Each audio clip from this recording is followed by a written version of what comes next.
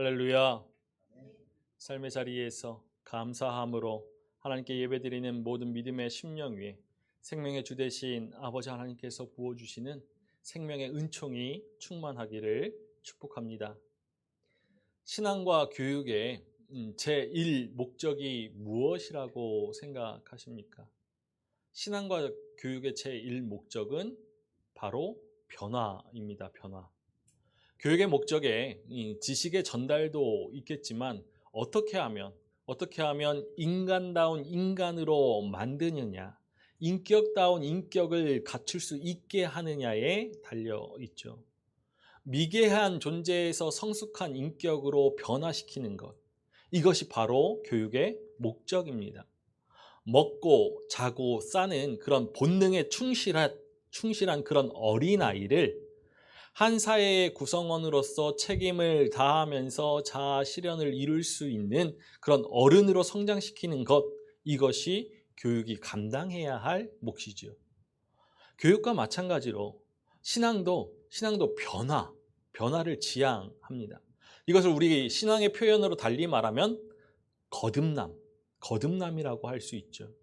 옛 사람을 벗어버리고 예수 그리스도로 옷 입은 새 사람으로 다시 태어나는 것. 우리 자신의 욕망과 성공을 위하여서 살았던 그 모습들을 버리고서 옛 삶으로부터 벗어나고 그리고 새로운 삶을 향해서 견고히 나아가는 것, 구원받은 자다운 믿음의 삶으로 변화하는 것, 이것이 신앙의 목적입니다. 그렇다면 사람이 변화된다라고 생각하십니까? 아니면 사람은 절대로 변화되지 않는다라고 생각하실까요? 변화된다라고 생각하시는 분들은 자신에게 무엇이 변화되었는지 생각해 보아야 합니다.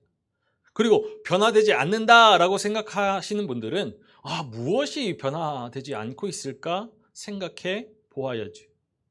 말씀 앞에 서는 삶, 말씀으로 변화되는 그런 삶을 소망하면서 종교개혁으로 인하여서 우리에게 돌아온 이 말씀을 읽고 듣고 보고 배우면서 우리는 믿음의 삶을 살아갑니다. 그리고 계속해서 얘기하는 것은, 우리가 그럼에도 불구하고 계속해서 이야기하는 것은 우리가 구원받은 하나님의 사람인데 여전히 구원받은 자다운 믿음의 삶을 살아가지 못하고 있다는 것이죠. 그래서 말씀으로 우리의 삶을 들여다보면은 여전히 죄 가운데 놓여있는 삶을 자각하게 되고, 그때마다 안타깝고 하나님 앞에 송구스러운 그런 마음을 감출 수가 없습니다. 하지만 1%의 변화도 변화이지요. 누군가는 다메섹 도상에서 예수님을 만나서 변화되었던 사도 바울과 같이 삶을 뒤흔드는 경험이나 큰 결단으로 일순간 180도 변화된 삶을 살아갈 수도 있지만, 대부분의 사람들은 아주 조금씩 그렇게 변화되어 갑니다. 평소에 욱하며 모든 일에 불평과 짜증을 일삼았던 사람이 사랑하라 말씀하신 주님의 말씀을 기억하면서 모든 일을 참지 못해도 하루에 한 번씩 참아가는 것, 그것이 변화이죠. 성경책에 먼지만 쌓여가던 사람이 주님께서 무엇을 말씀하시는지 성경책을 열기만 해도 변화입니다. 확 바뀌어지진 않지만 조금씩 예전과는 달라지는 것, 이것이 변화이지요. 말씀을 통해서 깨달은 하나님의 마음을 우리의 마음으로 품고서 우리의 삶을 통하여서 하나님의 뜻을 실현하고자 노력하는데 참 쉽지 않은 일입니다. 여전히 우리의 삶은 시기와 질투와 분노 가운데 있죠. 하지만 이 같은 모습을 날마다 말씀의 거울 앞에 비추어서 다시 한번 우리 자신을 추스리고 사랑이 표현되어지기를, 온유의 모습이 갖춰지기를, 절제의 열매를 맺어가기를 결단하면서 한 걸음 나아가는 것이 바로 신앙입니다. 그런 하루하루의 삶의 노력이 점철되어서 하나님의 거룩한 백성으로서 변화되어 가는 것이죠. 그런데 성경이 말하는 변화는 그런 외적인 행위의 변화만을 언급하지 않습니다. 본질적인 변화를 말하고 있죠. 우리 고린도 후서 5장 17절의 말씀을 함께 읽어보겠습니다. 그런즉 누구든지 그리스도 안에 있으면 새로운 피조물이라 이전 것은 지나갔으니 보라 새 것이 되었도다. 물론 우리가 이 본질적인 변화에 우리의 어떤 공로나 조건, 자격이 없습니다. 오직 예수 그리스도의 은혜로 새로운 피조물로 본질적인 변화를 누리게 된 것이죠. 그렇다면 이러한 본질적인 변화를 경험한 우리에게 그 변화된 성품이 흘러나와야 옳지 않겠습니까? 세상 사람과는 다른 무엇인가 다른 변화의 흐름들이 흘러나와야죠. 그것이 바로 믿음이고 구원받은 자의 삶입니다. 우리의 신앙에 우리가 살아가는 그 믿음의 삶에 변화된 성품이 열매 맺고 있는가? 우리의 삶 속에서 그리스도의 성품들을 찾아볼 수 없다라면은 우리는 이 시간 우리의 연약함을 회개하고 하나님의 도우심의 손길을 구해야 하는 것이죠. 그렇다면 우리 모두가 선망하고 이상적으로 생각하는 그런 초대교회의 모습은 어떠했습니까? 사도들의 생명력 있는 말씀, 그리고 초자연적인 기적과 능력, 그리고 이제 곧 우리 주 예수 그리스도께서 다시 오실 것이라는 그 임박한 종말 사상으로 인하여서 이 땅의 것을 넘어서서 영원을 목적으로 삼는 그런 일상의 살아있는 신앙으로 초대교회는 분명히 놀라운 은혜의 시대였음을 우린 두말할 나위가 없죠. 그런데 그런 초대교회 성도들에게 오늘 야고보 사도는 편지를 쓰고 있습니다. 그 편지의 내용이 믿음의 선한 싸움을 힘겹게 싸워가는 그 모습에 대한 위로가 아니라 세속의 것을 내려놓음으로써 믿음의 신실한 삶을 살아내고 있는 그런 모습에 대한 격려가 아니라 서로 돌봄과 섬김의 삶을 살고 있는 것에 대한 그러한 응원도 아닙니다. 오히려 그 정반대이죠. 도대체 왜 그렇게도 싸우느냐? 묻고 있습니다. 도대체 무엇 때문에 살인하며까지 시기하며까지 욕심을 내면서 다투고 싸우냐? 책망하죠. 우리 야고보서 4장 1절의 말씀을 함께 읽어보겠습니다. 너희 중에 다툼이 어디로부터 나느냐? 너희 지체 중에서 싸우는 정욕으로부터 나는 것이 아니냐?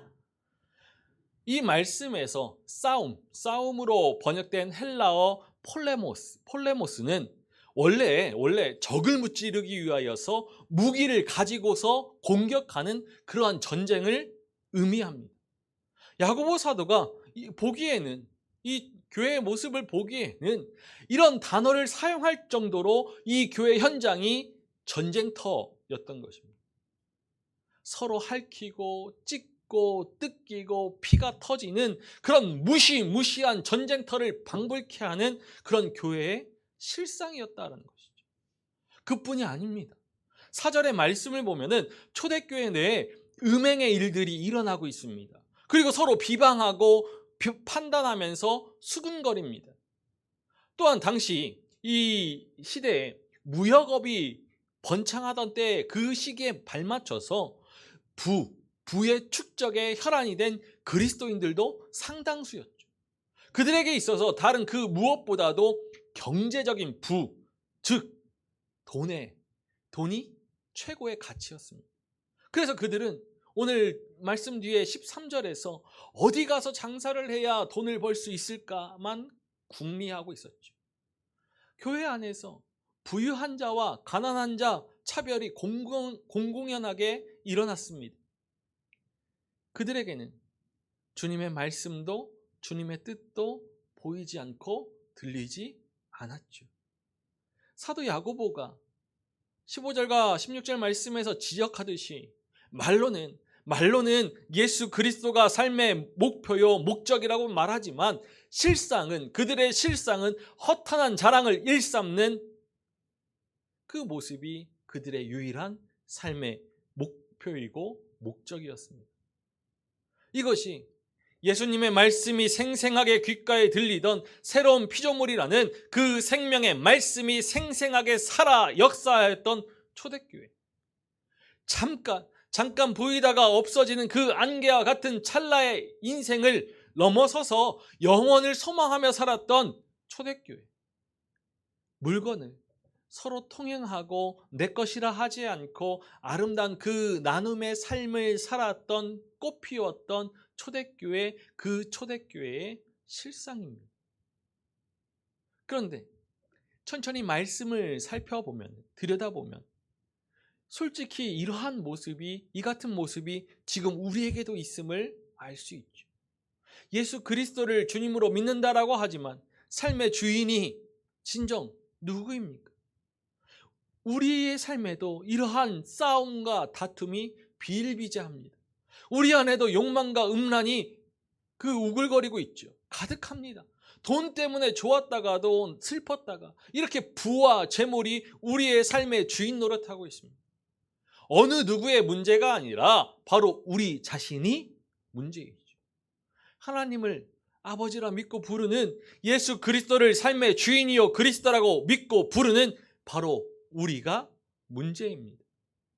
그리스도 안에 있으면 새로운 피조물이라 라는 그 놀라운 본질적인 변화를 믿고서 고백하고는 있지만 우리의 삶의 실상은 변화되지 못하고 그저 세상을 향하여서 나아가려고 하고 세상을 동경하고 있습니다. 그렇다면 우리는 어떻게 해야 합니까? 오늘 말씀에서 그 방법을 알려주고 있죠. 우리 야고보서 4장 9절의 말씀을 다시 한번 읽어보겠습니다.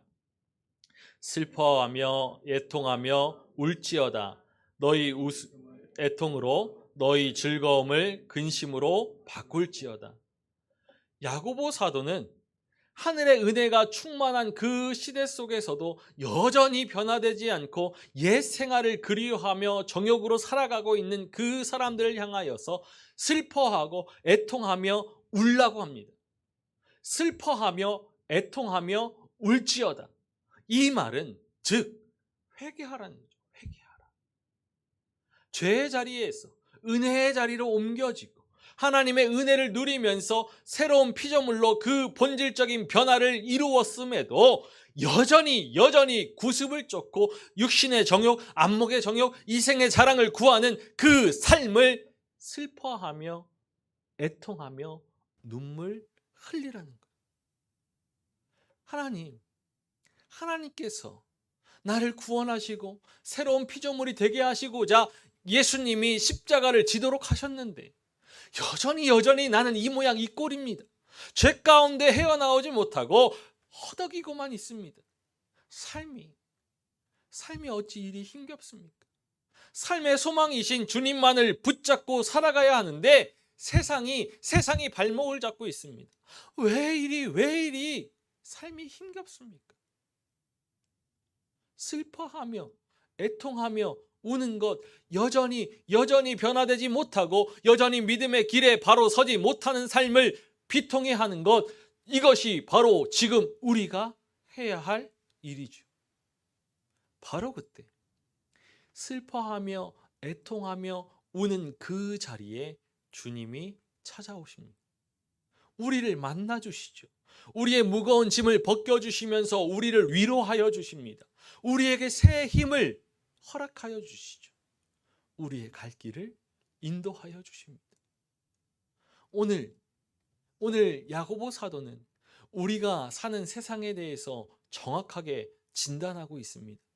4절 말씀에 기록되어져 있는 세상은 헬라어로 코스모스입니다. 코스모스. 그런데 하나님 나라의 기준과 가치, 그러한 하나님 나라의 기준과 가치와 반대되는 그 법칙들이 지배하는 곳이 세상이죠. 하나님의 통치를 거부하는 곳, 인간의 자기 주장이 만연한 곳이 세상입니다. 그런데 인간의 주장과 하나님에 대한 신앙은 양립할 수 없죠. 신앙은 자기 주장을 버리는 것입니다. 포기하는 것이죠. 자아를 버리고서, 자기 자신을 버리고서 예수 그리스도를 받아들이는 것, 주님을 즐거워하며 주님의 통치를 받는 것이 신앙입니다. 그러나 정욕에 따라 사는 삶은 하나님의 통치와 하나님의 백성됨을 스스로 거부하는 삶이죠. 백성은 왕의 통치를 받아들여야 합니다. 백성이 왕의 통치를 거부하는 것, 그것은 왕의 백성됨을 거부하는 것일 뿐만 아니라 성전을 강도의 소굴로 만들어버린 그 대제사장들과 같이 왕에게 반역하는 것이죠.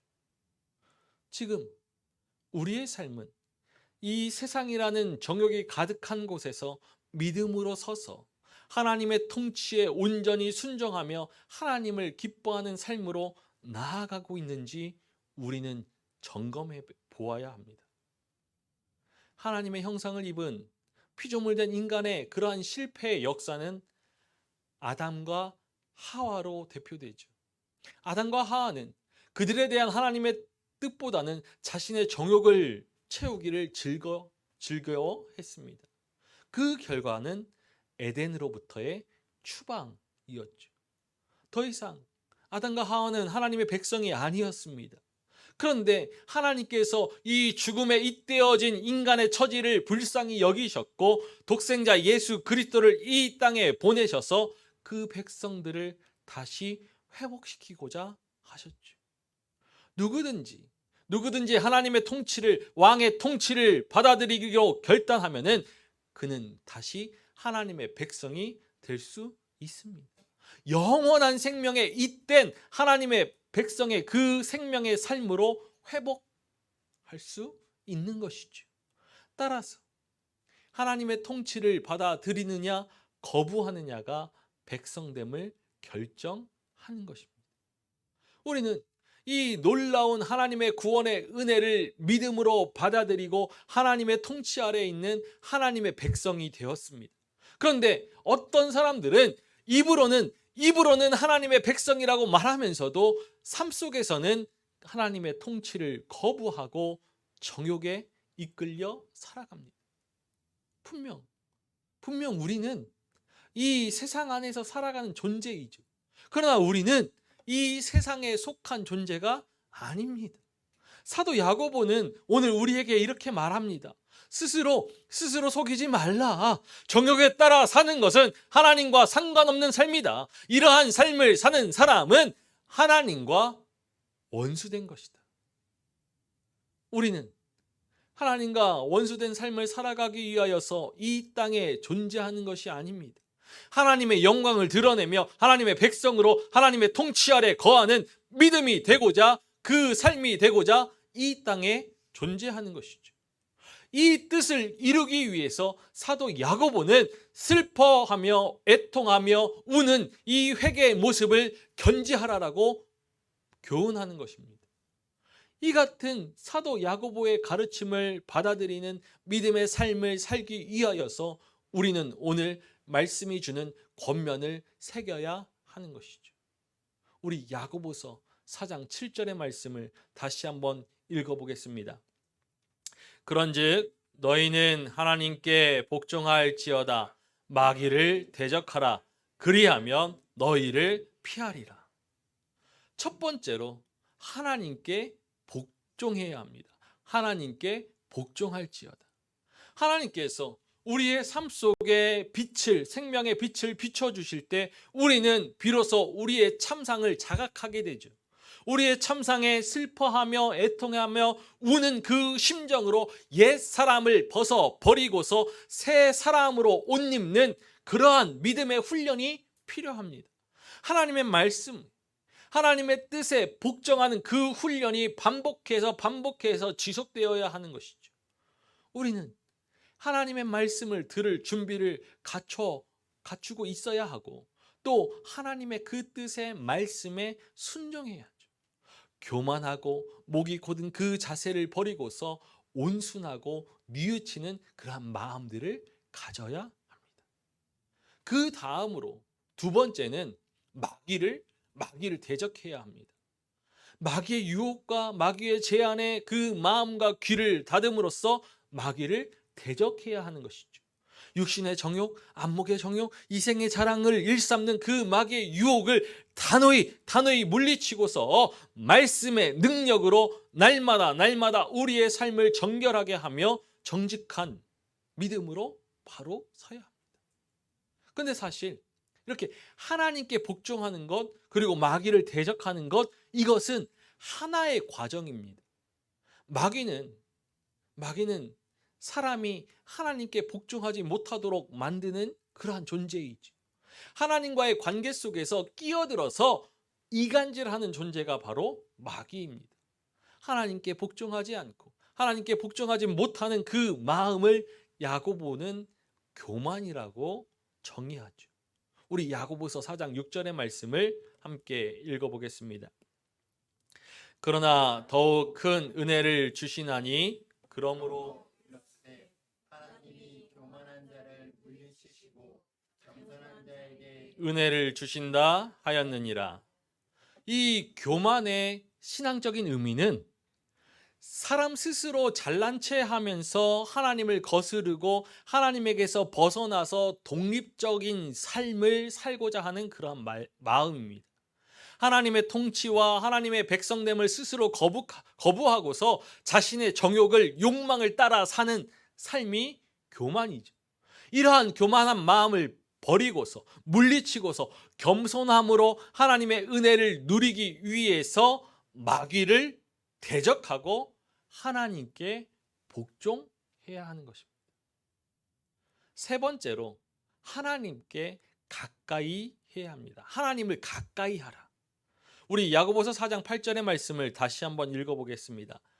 하나님을 가까이 하라. 그리하면 너희를 가까이 하시리라.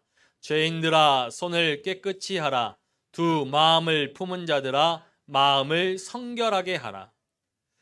우리가 마귀에게 틈을 주지 않으려면은 하나님께 가까이 나아가야 하죠. 우리의 마음을 하나님의 마음에 잇된 채로 붙들어 매어 두어야 합니다.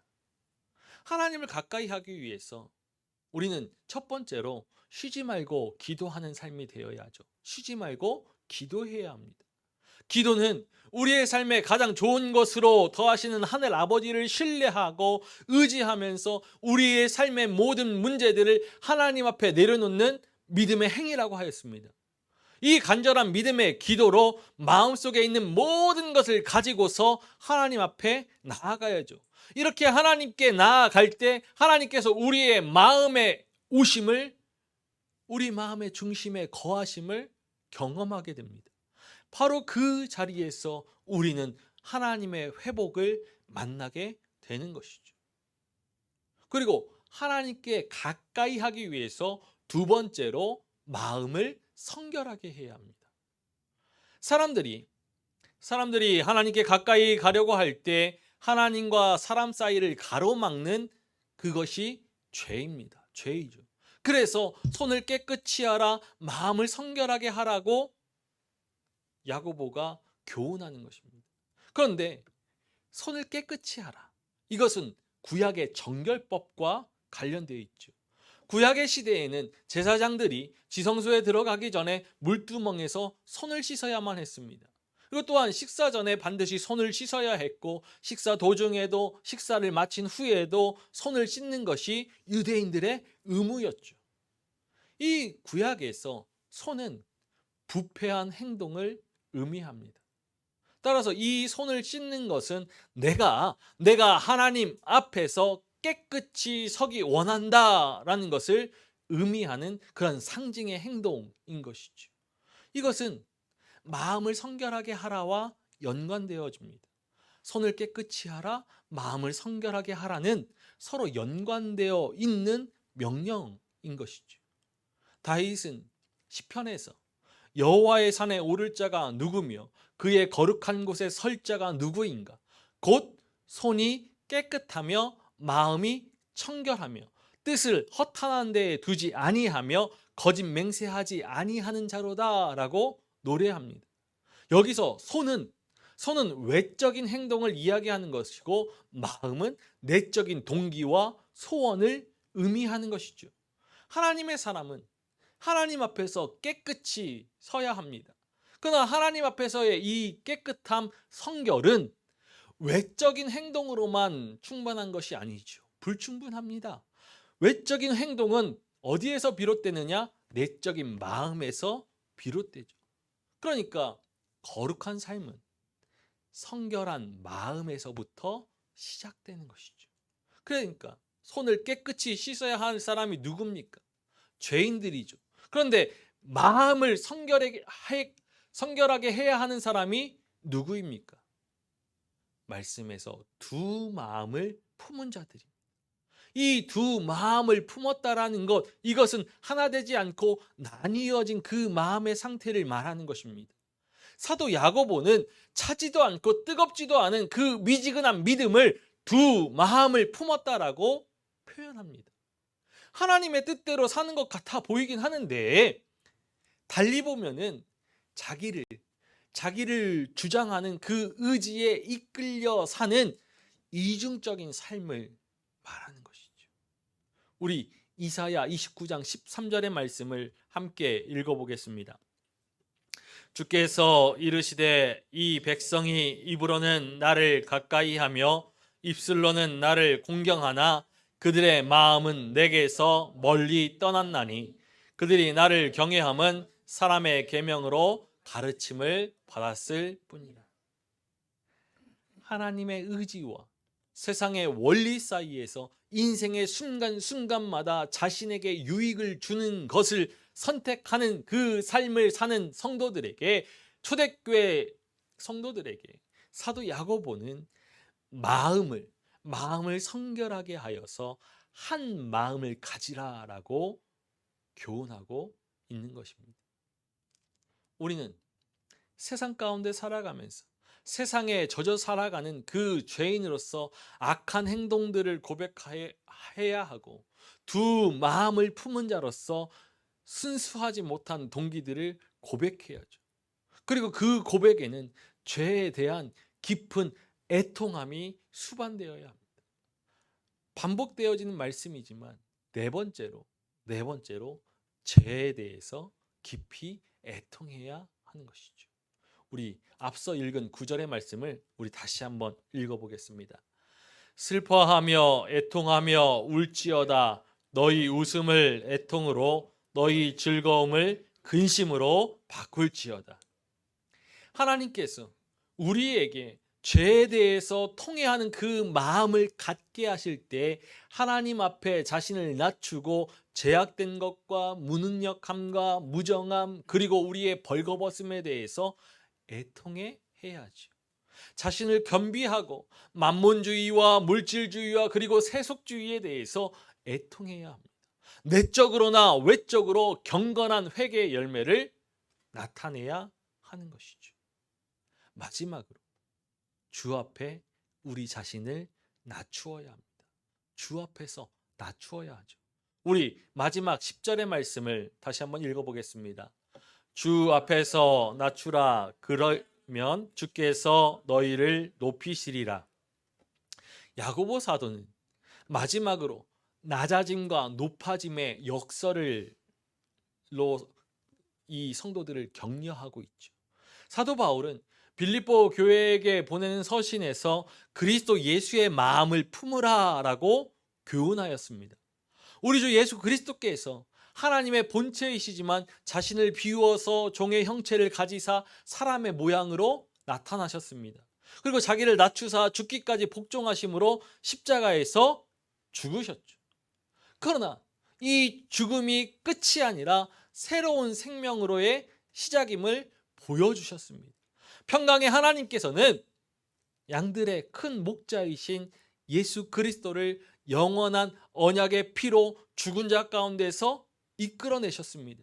그리고 부활의 주 예수 그리스도를 지극히 높여서 모든 이름 위에 뛰어난 이름을 주시고 모든 입으로 예수 그리스도를 주라 시인하여서 하나님께 영광을 돌리게 하셨죠.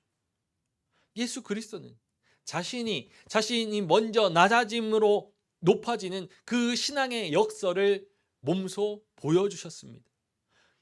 그리스도의 모범을 따라서 정직한 마음을 주님 발 앞에 내려두고서 피조물된 우리의 위치를 인식하고 낮아짐의 자세로 믿음의 삶을 살아간다라면은 주님은 분명 주님의 때에 정직한 자를 반드시 높이시는 그 신앙의 신비를 베풀어 주실 것입니다. 그렇기 때문에 우리는 만물의 마지막이 가까이 온 이때에 하나님의 영광을 사모하면서 늘 우리의 연약함을 슬퍼하며 애통하며 우는 심정으로 하나님께 가까이 나아가야 하는 것이죠. 하나님께 가까이 나아가서 우리의 자신을 낮춤을 통해서 높아지는 신앙의 역사를 소망해야 하는 것입니다. 우리는 언제 주님 앞에서 죄악된 우리 자신을 끌어안고 슬퍼하며 애통하며 울었습니까? 마지막으로 비통해 한 적이 언제인가요? 우리의 연약함을, 우리의 죄됨을 비통해 하면서 우리를 위하여서 십자가에 달려 돌아가신 예수 그리스도를, 주님을 깊이 만난 적이 언제입니까? 이제 비통한 심정으로 주님 앞에 나아가서 믿음의 신실한 삶을 살아가기를 결단할 수 있기를 소망합니다. 우리의 연약함, 허물을 다 주님 앞에 내려놓고서 우리를 만지시는 주님의 손길을 느끼면서 오직 주님만이 우리의 소망 되시고 우리의 구원자 되심을 믿음으로 선포할 수 있기를 소망합니다. 이 같은 고백 속에 우리의 믿음이 새로워지고 우리의 믿음이 빛을 발하여서 싸우고 피하며 따르고 취하는 그 믿음의 삶을 통해서 우리의 믿음을 증명해 나아가기를 소망합니다. 우리의 믿음이 새롭게 하시는 주님의 은혜 가운데 머물면서 믿음의 열매들을 맺어가는 그 복된 삶으로 변화되어 갈 때 그리스도의 몸된 교회로 우리를 부르시고 세우시는 그 부르심에 합당한 교회를 이 땅 가운데 세워갈 수 있을 줄로 믿습니다. 우리의 연약한 모습을 보면서 슬퍼하고 애통해하며 눈물 흘리는 그런 회개의 심령이 가득하여서 주님께로 더욱더 가까이 나아가고 주님의 음성을 들으며 날마다 새롭게 변화되어가는 그러한 믿음이기를 간절히 소망합니다. 하나님의 통치를 즐거워하면서 하나님의 뜻을 이루고자 하루하루 거룩한 삶으로 변화되어가는 그 믿음의 삶을 통해서 하나님의 영광의 찬송이 되기를 소망합니다.